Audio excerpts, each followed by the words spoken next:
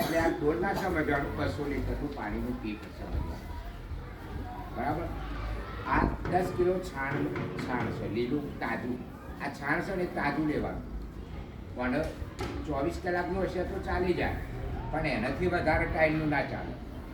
આ તાજું, કારણ કે આની અંદર જે બેક્ટેરિયા છે ને આ છાણની અંદર એ 24 કલાક સુધીમાં અંદરથી સારા એવા મળી રહે. પછી સુકાવા મળે એમ નાશ પામતા જાય. એટલે 24 કલાક સુધીનું તાજું શાકભાજી આપણે ખાઈએ ને એમ તાજું દૂધ પીએ. પણ તાજું કરે કહેવાય તો અમુક મર્યાદિત સમય કાં 24 કલાક સુધી લીલું શાક ચાલી શકે, સોય પડે તડકા નાખે પછી આની અંદરના બેક્ટેરિયા મરી જાય. બરાબર. પછી છે કઠોળનો લોટ. કયું કઠોળ?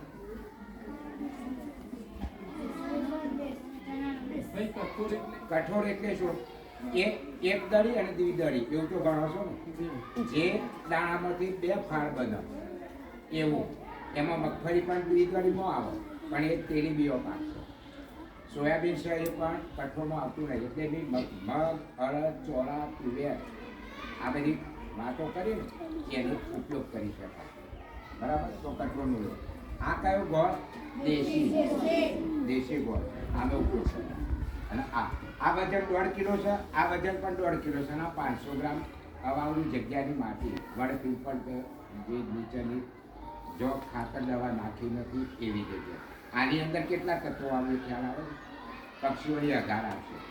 ઝાડ નીચેના મૂળમાંથી જે રક્તસ્રાવ છૂટ્યા હોય એના બેક્ટેરિયા અંદર આવશે. જમીન માટીના બેક્ટેરિયા પણ અંદર આવશે. આ ઝાડ નીચેની માટી લેવાથી કયા ફાયદા થતા? જે વાદળો પડ્યા હોય ને તો પણ ડિકમ્પોઝ થતા હોય ચોમાસાની અંદર. ડિકમ્પોઝ થવું એટલે હું વિઘટન થવું. વિઘટન થઈ જાય. એમાં મૂળ સ્વરૂપમાં ના રહે, માટીમાં રૂપાંતરિત થાય એનું વિઘટન. બરાબર. કાંક આપણા પાન પડેલો તો આપણે ખાડાની અંદર દાટી દઈએ તો 400 મહિના રહ્યું તો એ માટી બની જતી હોય ને એમાં વિઘટન થઈને આવી માટી બને. અને આ માટીમાં જેટલો પોષક તત્વો છે ને એટલો તમામ છોડને જરૂરી છે એવો બને. એટલે જે જરૂરી છે એ છોડનું પોષક તત્વો સેન્દ્રિય કાર્બનની જરૂર છે, ખાતરની જરૂર નથી. એ છાણિયા ખાતરમાં છોડવું જોયું હોય ને પણ અમુક ટાઈમ સુધી લીધું હોય, પણ જ્યારે ફળ અવસ્થા આવે ને એટલે એને નાઇટ્રોજન વધુ પ્રમાણમાં પડે ને તો બળી જતું લંગાઈ જાય, ઉકાઈ જાય. ભલે સોણના ઉકેળા ઉપર એરંડો પ્રધાન કહેવાય ને પણ આ છોડ ના ચાલી છે.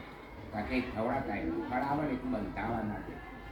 કારણ કે એને જરૂરી વાતાવરણ એ વખત સૂકું થઈ જાય અને ભેજ મળે નહીં પૂરતા પ્રમાણે એટલે એ બળી જતું.